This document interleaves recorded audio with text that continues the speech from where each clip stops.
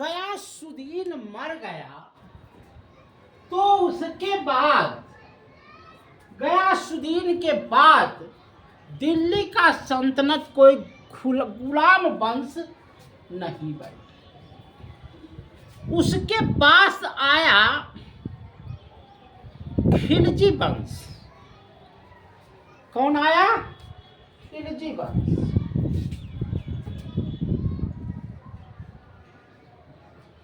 खिलजी वंश दिल्ली का राजा खिलजी का कोई वंश बना।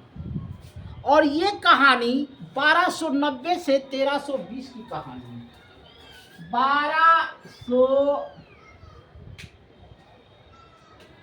ये कहानी 1290 से 1320 की कहानी है, यानी कि 30 वर्ष ये किसका राज रहा? तो खिलजी वंश का राज। किसका राज रहा? खिलजी वंश का राज रहा। जनाता है जी? हाँ, जनाबे करता है। देखिए, इसमें था एक ताज जिसका नाम था जलालुद्दीन खिलजी। एक का नाम था जलालुद्दीन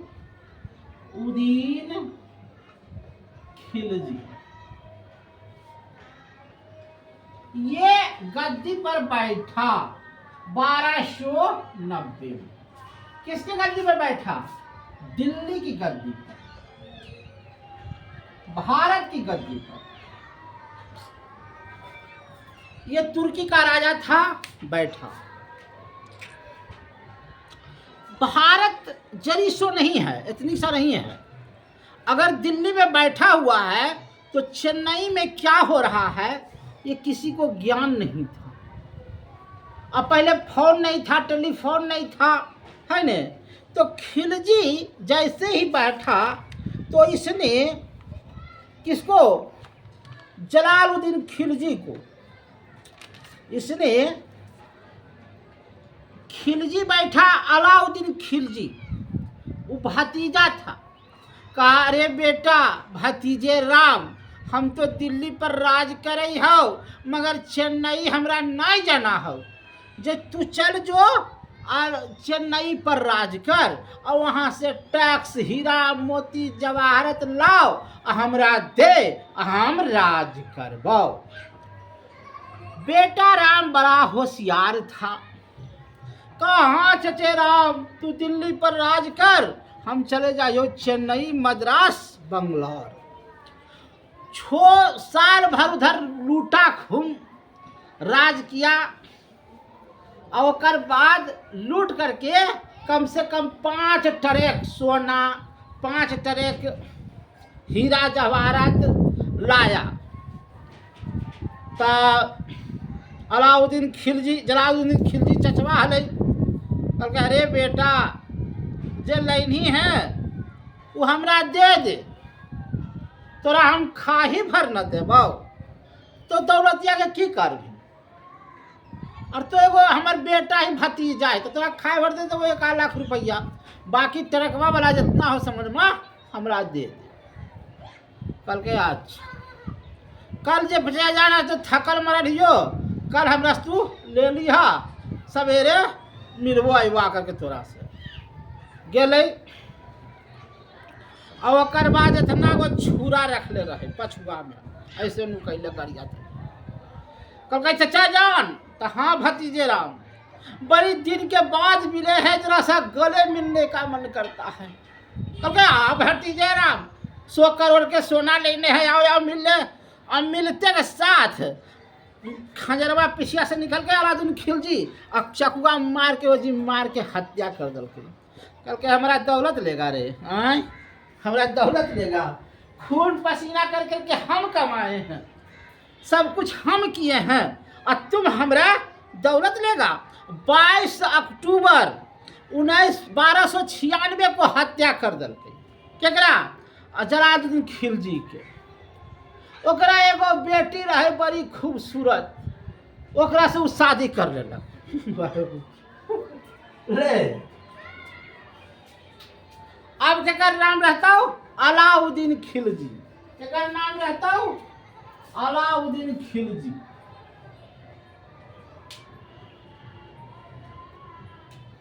केकर नाम रहता हो? अलाउद्दीन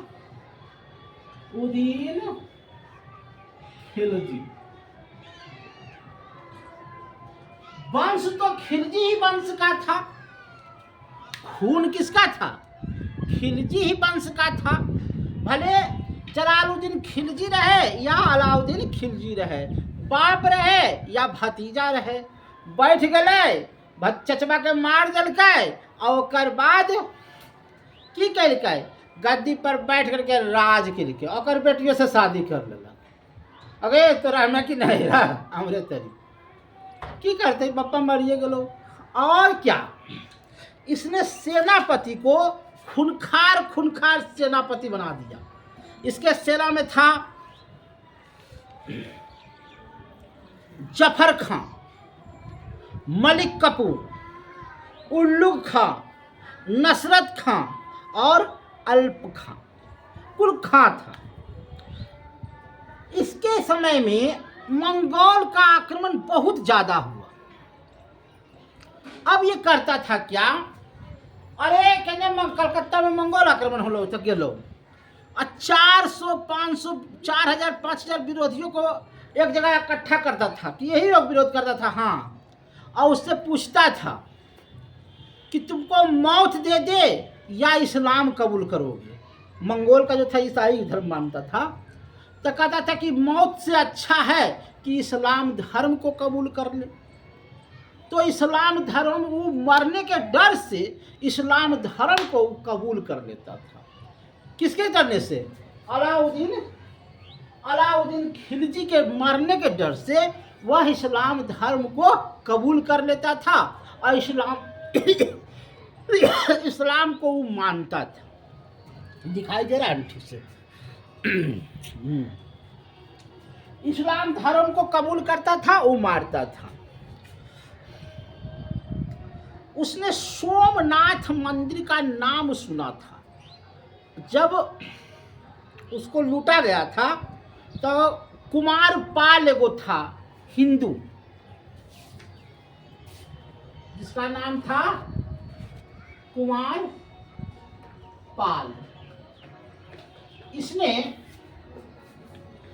सोमनाथ मंदिर को लूट लिया था, जिसका नाम था है ने, इसको ही कुमारपाल फिर से हीरा मोती जवाहरात से सोमनाथ मंदिर को सजा दिया था पहले की तरह। ये अलाउद्दीन खिलजी देखा और सोमनाथ मंदिरवा को लूट लिया। देखिए, राजा था कुमार जो था, कुमारपाल एक राज्य का राजा था, पूरे दिल्ली का राजा था, कुछ कर नहीं पाता। हिंदू कम था, मुसलमानों की संख्या ज़्यादा था। सोमनाथ मंदिर को फिर से लूट लिया। उसके बाद अलाउद्दीन खिलजी एक ऐसा राजा बना जो दक्षिण भारत को ज़्यादा लूटा। उन्हें चेन्नई, बंगलौर, मद्रास इस सबको ज़्यादा लूटा। और लूटा ही नहीं, मलिक कपूर एक हिजड़ा था,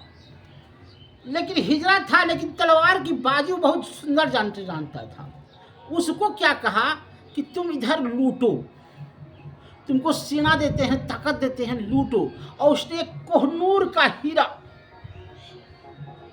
का हीरा शायद बंगलौर से निकला था, कोयले के खान से, और मलिक कपूर उसको ला करके किसको दिया? अलाउद्दीन खिलजी को दिया। लीजिए, ये कोहिनूर का हीरा है। और आज कोहिनूर का हीरा ब्रिटेन में चला गया है, जो महारानी उसको रखे हुए हैं, जो भारत का है। कोहिनूर का हीरा भारत को, ब्रिटेन को दे देना चाहिए। चोर की तरह रखे हुए हैं मेरा हीरा को। अब क्या कहेंगे? चोर कहेंगे। कोहिनूर का हीरा भारत का है, उसे भारत को लौटा दो। तो खैर, दूसरी कहानी तो नेता होता जो है वो करेगा। इसने जो अमीर के पास जमीन था, अलाउद्दीन खिलजी ने उसको छीना, बाजार को नियंत्रण प्रणाली निकला दिया, सेना को नगद वेतन देने का काम किया और उसके बाद घोड़ा दागने की प्रथा को चालू किया। घोड़ा जो दागती, जैसे घोड़ा होता था कि बेच देता था और कमज़ोर घोड़ा लाता था तो उस पर सरकारी मोहर मार देता था कि ये घोड़ा नहीं बेच सके। भूमि को नापने का काम किया और सबसे खराब काम किया, चित्तौड़ को लूटा। कहानी सुनावेंगे ना कि चित्तौड़ की कहानी, उसका रानी थी पद्मावती, राजा रतन सिंह से शादी किया था। तो पद्मावती जो थी वो बहुत सुंदर थी, अति सुंदर थी। उसको देखोगे तो नाक मुंह हमको आखिर कैमरा रहता था हम दिखाते। पद्मावती बहुत सुंदर थी और राजा रतन सिंह की पत्नी थी। इसको कोई सूचना दे दिया अलाउद्दीन खिलजी को कि चित्तौड़ की जो महारानी है वो अति सुंदर है, उसको एक बार आप लूट लीजिए। अगला तो पगला है ये था, सीधे चित्तौड़ पर क्या कर दिया, चढ़ाई कर दिया। अब वहाँ की औरतें जौहर, जौहर माने समझते हो, बहुत बड़ा कुआं की तरह बहुत बड़ा आग लगा देना है न, कुएं की तरह आग लगा देना और अपने इज्जत को बचाने के लिए उस कुएं में कूद जाती थी कि मेरा पति तो मारा गया, मेरा पति मारा गया, अब आएगा वो कुछ ही बोला है अलाउद्दीन खिलजी जो मुसलमान है वो मेरी इज्जत को लूटेगा। इससे अच्छा है कि हम लोग जौहर करें। जौहर मतलब कुएं में आग लगा करके कुएं में कूदती थी। पद्मावती भी जो है उसको क्या किया, उसका इज्जत भी लूटा। क्या किया, क्या बोले कैमरे के सामने। खैर छोड़ो, माने ये लोग गंदा काम करता था, यही सोचिए। अलाउद्दीन खिलजी, और उसको इतिहास कहता है पढ़ने के लिए, क्या कहे, क्वेश्चन आता है। और इस सबको रामायण पढ़ाओ, महाभारत पढ़ाओ, जिसे शिक्षा पढ़े। आने वाला बच्चा रामायण के बारे में जानेगा, महाभारत के बारे में जानेगा, इस सब के बारे में चिढ़ेगा। लेकिन क्या करें, बीपीएससी का कोर्स है ये पढ़ने का। अमीर खुसरो जो था अलाउद्दीन खिलजी का एक राज कवि कहलाता था, है न। ये जो है दक्षिण अभियान के तहत ये 1211 से और 1320 तक, 1290 से 1320 तक हर एक राज्य को लूटा। चेन्नई, मद्रास, बंगलोर सबको लूटा, हर एक साल लूटा। ऐसा नहीं कि एक साल लूटा, हर एक साल लूटा। और अंत में जब मरने लगा तब जाकर के उसको, मरते टाइम तक लूटा है। और मरने के बाद उसका एक बेटा था अमीर खुसरो, वो गद्दी पर बैठा। अमीर खुसरो, जैसे अलाउद्दीन खिलजी मलिक कपूर को गद्दी पर बैठाना था, तेज रहा था, तब मलिक कपूर चाहता था कि हम ही को गद्दी पर बैठावेगा। लेकिन कैसनो चलमल था अमीर खुसरो, और पगला था। अमीर खुसरो जो था वो पगला था, उसको दिमाग में साड़ी उड़ी पहन लेता था, कभी नाचता था, कभी गाता था। तो मलिक कपूर को कहता था कि हम ही गद्दी पर बैठेंगे। और जब घोषणा करने लगा तब मलिक कपूर ऐसे करके खड़ा हो गया, लेकिन अमीर खुसरो का नाम ले लिया कि मेरे मरने के बाद अमीर खुसरो गद्दी पर बैठेगा। तो खिलजी वंश का अंतिम शासक अमीर खुसरो होगा। अमीर खुसरो नहीं, मुबारक शाह होगा। खिलजी वंश का अंतिम शासक मुबारक शाह होगा। उसके बाद तुगलक वंश, मुबारक शाह का भी हत्या उसका नौकरी कर देता है और उसके बाद ये समाप्त हो जाता है। फिर आता है तुगलक वंश। तुगलक वंश की कहानी हम कल सुनाएंगे।